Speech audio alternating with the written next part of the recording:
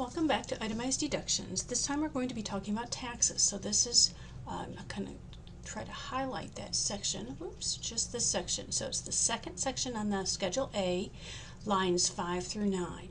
Lots of different things that are deductible here. Our state and local income taxes that we pay. We live in a state that has state taxes. So the state taxes that you pay, the actual ones paid, not what's determined on your tax return, but the actual amount that you paid out of your paycheck, that's what you enter on line 5. And you're going to put a check mark here in the income taxes box.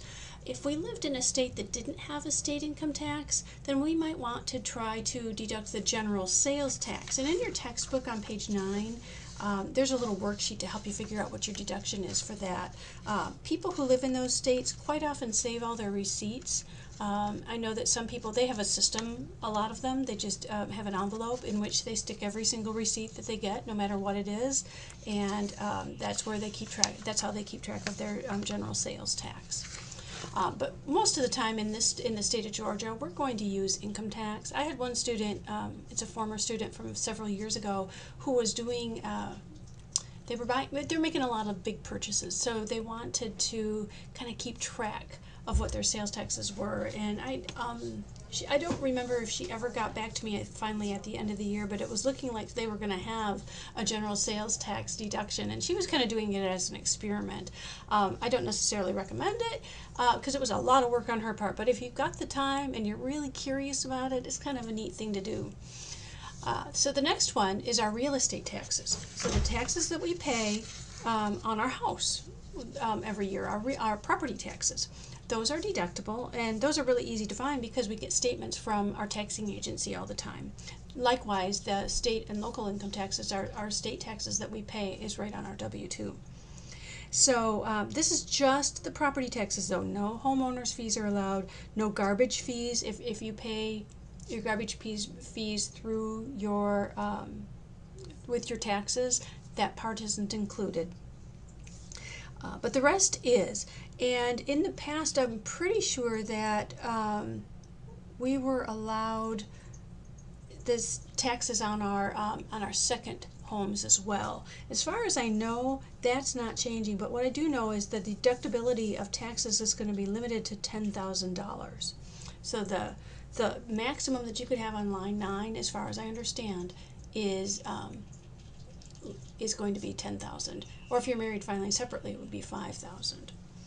So our real estate taxes go on line 6, and we can find that information usually from the state taxing agency or on the statement that we receive from our mortgage company at the end of the year if you have a mortgage. The next one is personal property taxes, and this one's kind of a little bit outdated for us just because in the state of Georgia now, whenever you buy a car, whether it's new or used, you pay all of those taxes up front. We used to pay an ad valorem tax every time we renewed our license plates with the tag office. We don't pay that anymore unless you've got a car that's older than, say, 5 or 6 years old, or that you've had for more than 5 or 6 years old. So if you've got one of those and you're still paying those ad valorem taxes, those are deductible here on line 7. If you buy a car, whether it's new or used, and you pay those in the settlement papers when you buy the car, those taxes are not deductible here. So that's a distinction to keep in mind. But taxes that you might pay for a boat or any kind of moving vehicle that you have would belong on the personal property taxes. No other taxes that you might pay though are going to be deductible. Let's say the book sometimes uses excise taxes on alcohol or cigarettes. Those taxes are included in the cost of the product when you buy those products. Those taxes are not, you wouldn't know what they were, or gasoline as well, that falls into that category. Those are not deductible, so try to remember that. I can't think of anything that would fall under other. I don't know of anything really that falls there, so you're just going to add everything together that are on lines 5 through 8 and put that number on line 9. And as you've probably noticed, when you get down to the bottom, you're adding everything that's in the far right column because these are subtotals. These are the subtotals of everything that's in the left column. And I think that's it for taxes.